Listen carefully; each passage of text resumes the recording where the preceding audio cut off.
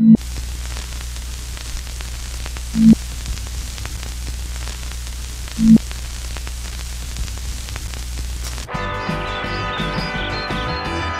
is the story of how one young adult rallied hordes of other young adults and teenagers to take back the narrative of our generation. With the help of a few thousand of my closest friends and creative partners, ranging from ages 11 to 24 and from a few different countries, with the help of TikTok, I asked Gen Z what is most important to them. What are the messages they want to share with the world? What do they feel represents them? Like every other generation, you only really get to see the most inspirational or annoying parts of us. But I know that it's the everyday people that are a part of Gen Z that make it special. Like, fuck yeah, we're all annoying and we're all inspirational in our own ways. None of us actually say chuggy. None of us are gonna make fun of you for wearing skinny jeans. Okay, maybe one of us said it ironically once, but then we immediately forgot about it because that's how jokes work with Gen Z. It's around for a day and then boom, it's gone, replaced by something else. But actually, that got me thinking. This is the perfect place to start. How to understand the Gen Z sense of humor. There are 3 keys to keep in mind. Must be dark, ironic, and fast-paced. By the time you see it on Facebook, the joke will be dead. Most of the time, the things that Gen Z finds funny are not even jokes. Usually it can be just a noise. For example, 3, 2, 1. Even though Gen Z has a hyper-specific sense of humor, it does not mean that they will judge others based on what they find funny. That could get you cancelled. More on that later. I do think if there's one thing that other generations maybe get right about Gen Z, it's our intense relationship with our phones and with social media. I mean, most of the people who responded to the Google form said that they are on their phone for an average of 5 to 8 hours a day. And the second most amount of people said 8+ hours, and a very small percentage said under 5 hours. I do, however, feel like I can speak on behalf of like all of Gen Z when I say we're a little bit sick of that, like, the kids and their damn phones. That joke is old now, been overplayed at this point. So I asked my fellow Zoomers to let me know why they spend so much time on their phones, what they're actually doing, what are the negative and positive parts of it in their opinion. So here's what some of them said. So when asked, do you think social media has had an impact on your mental health? Pretty much everyone said yes. While there are good and bad things on the internet, I feel that it's mostly had a positive effect on my mental health. I've been able to use the internet as an escape almost. When real life becomes too much, I can put my headphones in and take some time for me. I spend a lot of my time on social media, especially TikTok, educating myself on topics that are very important. Racism, sexism, white privilege, global warming, etc. We can spread so much information and awareness and fight for movement anywhere around the world. We are powerful, and the internet is one of our most powerful weapons. When they say that everything's on the internet, that means everything is on the internet, and sometimes you can't control what you're gonna scroll into. Everyone has constant access to the internet, and unfortunately that includes some horrible people. Those who share hate, anger, people who seek out those who are vulnerable just to drag them down. The, I guess, conclusion that I've come to with social media is Gen Z is very aware of all of the drawbacks as well as all of the positives of it. And I think that a lot of us at least are trying to have a better relationship with it. But like one of those responses said, it's also like our secret weapon. And I think that the learning aspect of the internet and the community aspect of social media is so helpful for our entire generation, because for so many people it helps them feel a lot less alone, especially maybe if they're living in an area where they feel like they can't be themselves and express themselves. They can reach out to people through the power of social media and find people who accept them and love them. If I had to choose like one thing that I am absolutely certain about when it comes to Gen Z, it would probably have to be that as a generation, we are gay as fuck. So statistically, Gen Z is the gayest generation that there has ever been. I think it's something like 1 in 6 people that are a part of Gen Z identify as either queer or trans, which is crazy. And they're expecting that number to raise because I think they only surveyed people between the ages of like 18 and 23, and obviously that's like a pretty small chunk of Gen Z, and it's like the older part. But yeah, Gen Z is very queer. Of course, a massive reason why Gen Z doesn't really have an issue being out and proud is because of the work of the queer and trans people that came before us. I do think another piece to the puzzle though is the internet and social media, because while society as a whole has become a ton more accepting, and it has become more of a normal thing, even within my lifetime, finding a community is now just at the tip of your fingers. It's at your fingertips. The concept of a found or a chosen family has been an integral part of the LGBTQ+ community for generations now, and it's not changing in Gen Z. I actually received an email from a girl named Sophie who wanted to share her message about how found family and her chosen family has affected her life and made it a hell of a lot better. So here's Sophie's message. Hi, my name is Sophie, I'm 19 years old, and I'm from Denmark. I want to talk a bit about found family. Found family is extremely important for Gen Z, partly because a lot of us identify as a part of the LGBT community, and sadly, sometimes biological family doesn't accept that. That's what's so special about found family. They will always accept you no matter who you are or who you like or love. Another reason is because our biological family doesn't always understand what it's like to grow up as a Gen Z. We grew up being told that we're the last one who can save the climate. Meanwhile, we're also expected to be socially aware and activist, while still keeping up with homework and school, and still maintaining a friend group and being social. And that's just the basics. I've been extremely lucky to have an amazing found family. When I was struggling with mental health a few years ago, I tried to tell my biological family, but they just brushed it off as me being dramatic. But my found family was always there for me, and I quite literally wouldn't be here without them. Concept of chosen family ain't going away, and the internet has also made it a lot easier. But outside of the internet, I think that there's hope for people not just within the LGBTQ+ community, but also outside. For example, I sat down with Julia, who is living in a very conservative area. It's actually an area I'm very familiar with because I spent like my elementary school years living there. And I've often wondered if there has been much change there since I was, what, 9? It was very interesting because this last year, my last year of high school, was spent at a Christian homeschool group, like with them. So, and that was where my group of friends came from. So that was scary when I was initially coming out, but I've been very lucky to find a mostly supportive group. And of course, you know, there's so much information, misinformation that goes around, particularly in this area about the LGBT community.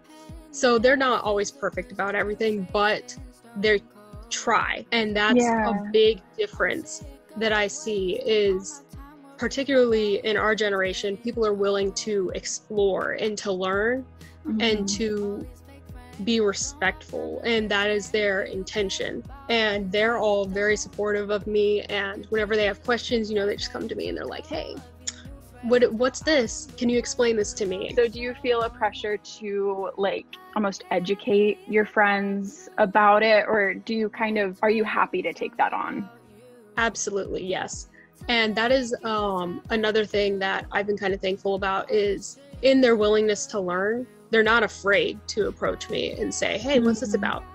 But at the same time, they're not demanding of it. I don't know if I'd say I'd feel a pressure to, but it's definitely a responsibility that I'm not afraid to take on. That's actually so refreshing to hear as well, because like when I was growing up, like that whole area was so just I mean, people call it's the buckle of the Bible Belt.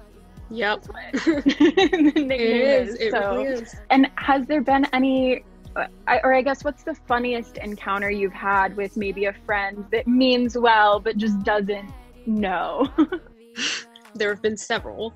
I remember there was this one time, and this didn't happen here, but there was a friend I had who didn't understand the concept of outing other people, and he was very well meaning, but we were very close at the time, and we were walking to a store, and there was a kid that he knew from like Boy Scouts who couldn't have been older than like 13. He was pretty young, and he was kind of, trailing behind us, and he's like, "Oh, why are you talking to this girl? Like, don't you have a girlfriend?" And he's like, "Dude, we're just friends, blah blah." And the kid kept like bugging him, and so he finally just turned around and was like, "She likes girls, dude." And I was just like, okay. and that shut the kid right up, of course. And so he like turned around and left, and I was just like, well, that just happened. So I mean, at least it was like a little kid, and it wasn't, like Sharon from Bible study, like who would have like gone off. Absolutely. And he was well meaning, he didn't want the kid to be annoying us and everything. So he didn't realize, like, that's what that is. That's outing someone. And so and there were a few more instances of that, and I was just like, should I say something? So it's been a little bit, I'm not going to say taxing. It's not taxing or really exhausting, but it can be a bit of a job to like continue to re-guide. And that's just to be expected, especially living in the Bible Belt, is no one's going to start out being the perfect ally. And it's important to have patience and resilience, because I mean, when we were in our discovery journeys ourselves, we have to come to terms with it as well. We also take the time to come to terms with things and to really understand things and dive into community and, educate ourselves.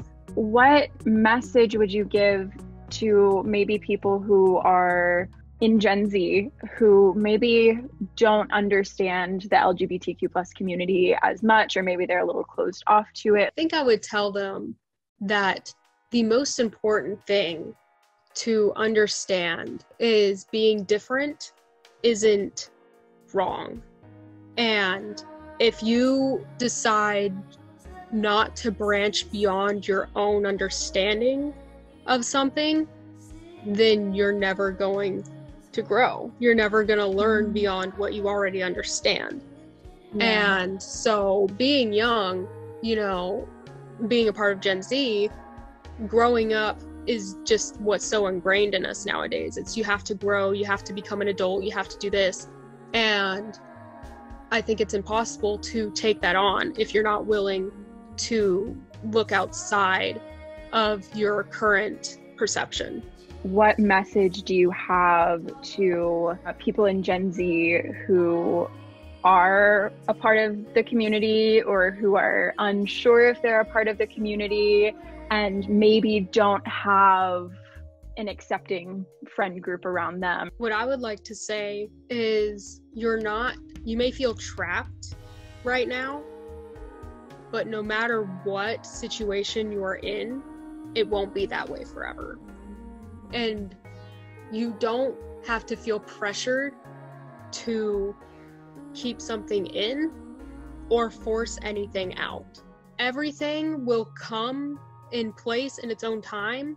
Nothing makes you invalid.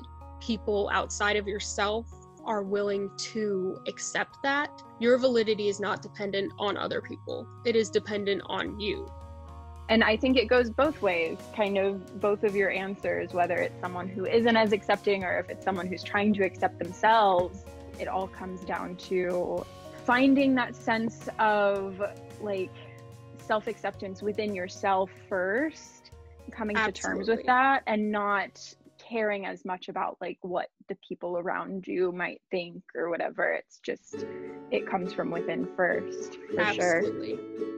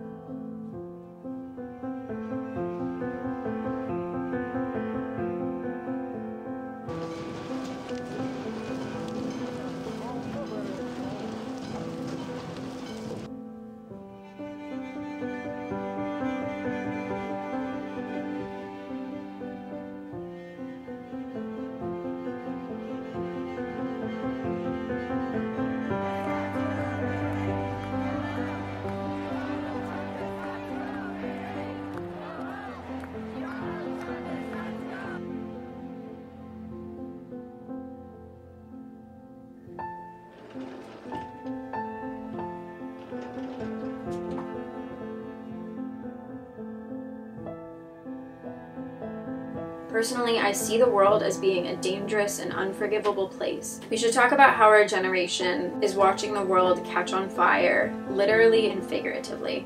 How we could yell at the top of our lungs and nothing will be done, but we have the power of social media on our side. We don't know how to love ourselves because our parents never taught us. And sometimes I think that works in our favor. When you don't live for yourself, you only live for the people you care about. That changes how you view things. I don't want to bring any more pain into this world, so I work towards being the kindest person I can be. We want to see change, and maybe some of us aren't fighting for a better world ourselves, and that's okay. But we're doing it for our friends, we're doing it for our real family. We're doing it for the people who need this world to be better. Maybe our parents broke us, maybe we're plagued with mental illness, but we're never going to give up.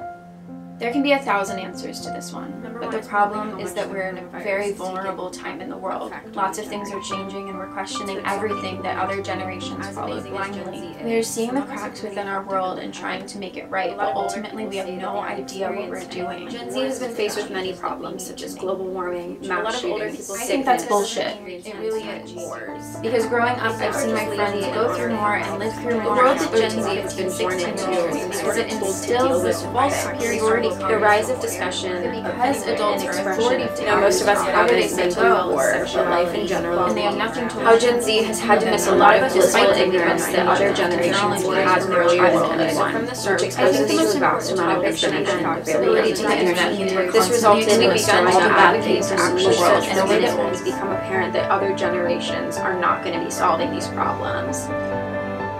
I think I want them to understand how hard it is to be a teenager and young adult in our generation.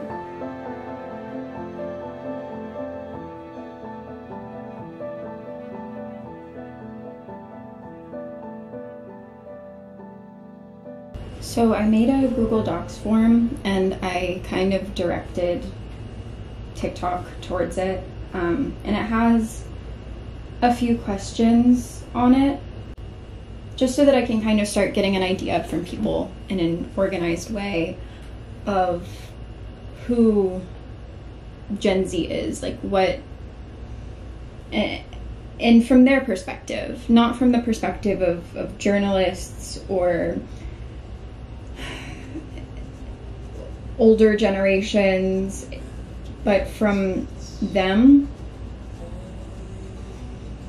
And I kind of knew what to expect a little bit. Because I'm a part of it, you know, like I see it. But I think the main thing that I'm getting from this is how much they care. When I first came up with the idea for this project, I didn't really know how it was gonna go. I knew that I was gonna be the one that was like along for the ride. Like everyone else was gonna get to choose what it was gonna be about, the different topics that we were gonna cover, and giving up that control was a little scary. But the truth is I was led to a place that I wasn't really expecting to go. I read through every response.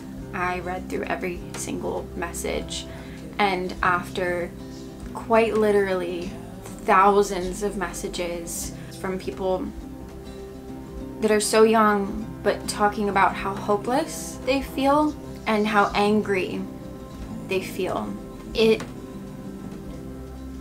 starts to get to you. And I'm not complaining. I literally gave an pretty much open invitation to trauma dump and talk about like the actual issues that our generation is facing. I do believe that Gen Z, there's a lot that we benefit from having grown up with technology and social media and all of this, but a privilege that Gen Z does not have is we are not able to ignore what's going on in the world. Because we do have such a like tight relationship with our phones, There is nowhere to hide for us. Like, the internet really is our escape, but it's also the thing that we can't escape from, which is why we are the gayest, the most depressed generation. According to Western Governors University, only 45% of Gen Z individuals say their mental health is good or excellent. Less than half, which is 11% less than millennials. Food for thought. Nearly 3/4 of Gen Zers said that they could have used more emotional support over the past year.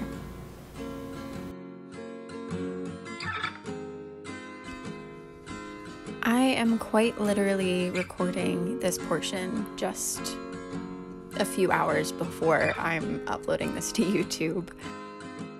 If there's one thing I learned while working on this project, it is that Gen Z is a generation of kids and teenagers and now young adults that really feel like they had to grow up too fast. I mean, I quite literally read thousands of essays from people, most of them younger than me, about things like police brutality, gender inequality, homophobia, transphobia, racism, xenophobia, and it was so impressive, but also so sad that these kids feel like they have no choice but to be informed on these topics because they feel like they can't count on the older generations. And it's making them angry. And I think they're allowed to be angry. But I do see this group of young people that is determined and caring and are trying to take as much action as they can in their day-to-day lives and trying to educate themselves on the issues that our world is facing. And it's young people who aren't these prolific activists. They aren't household names. It's the everyday people that are a part of Gen Z. They have really taken on this responsibility and they have run with it, and they don't really care what anyone thinks. They're doing the damn thing.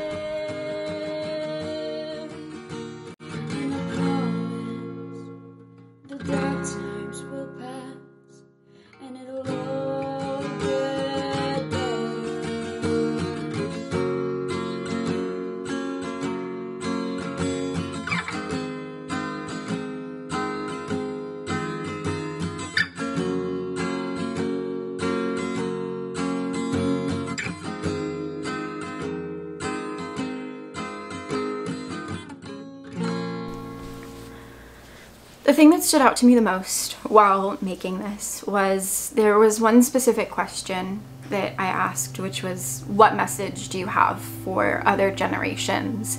What really inspired me was the responses had almost nothing to do with the older generations, despite Gen Z being the brunt of so many jokes and all the kind of more well-known Gen Z activists are made fun of and torn down and people try to silence them and stuff like that.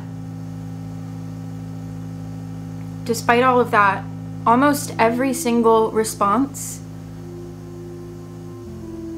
was directed towards future generations. Messages of like hope and solidarity and saying like, we love you and we will stand with you, we will stand by you, we will listen to you.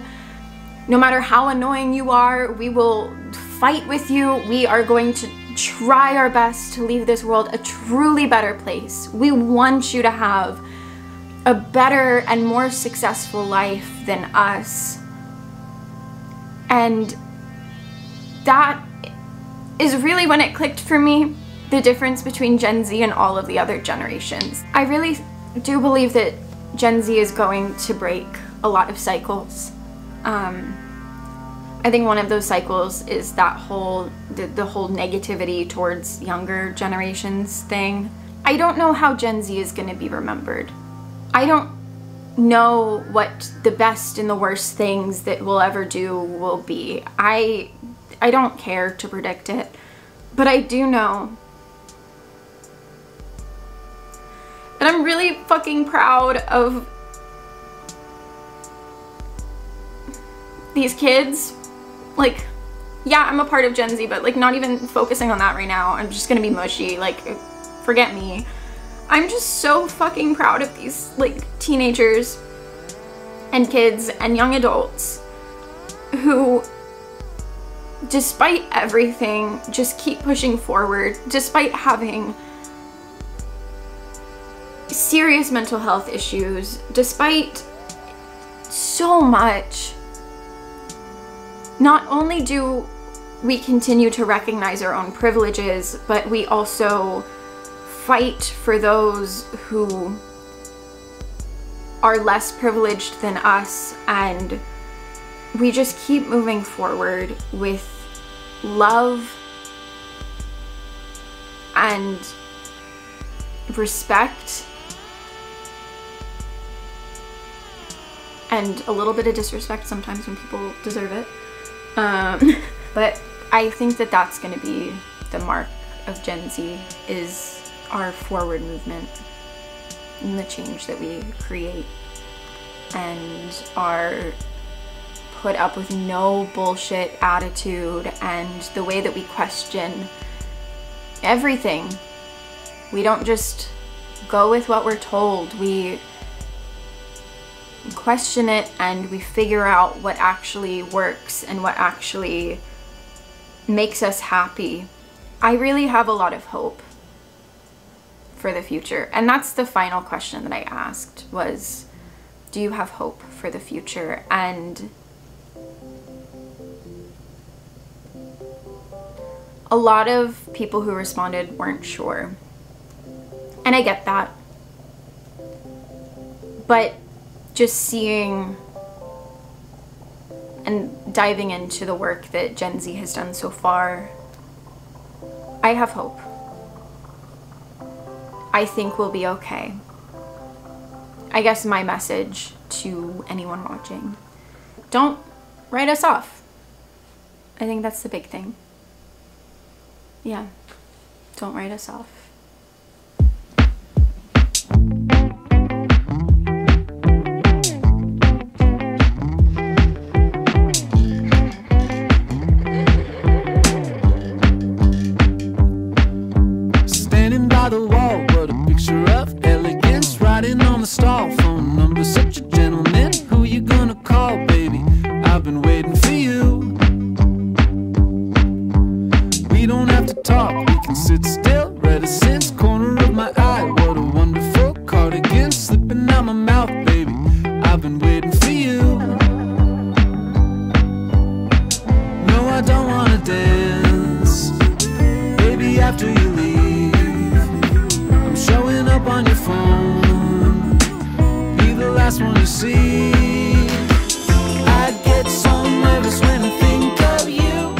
I do feel like there is hope for the future because there are cycles breaking. If you asked me a year ago what my answer to that question would be, I would tell you that I honestly would not know. I was getting very discouraged because I've been vocal since I was young about my beliefs, and they've been different to the immediate groups of people around me sometimes. And the biggest ridicule I would always get is like, you're immature, you don't know what you're talking about. But now I'm 19. I'm not, I'm not in my 30s. I'm not this big successful adult in the world, but growing and learning more about myself, I have learned that that doesn't matter. Is it just what you need? I get so nervous when I think of you, alone in your bedroom, the radio on or the radio off. I get so nervous when I think I'm Melissa. of you. This is my story. We're Gen Z.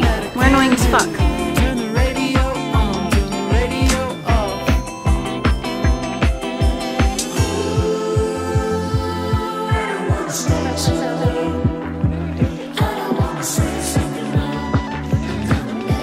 I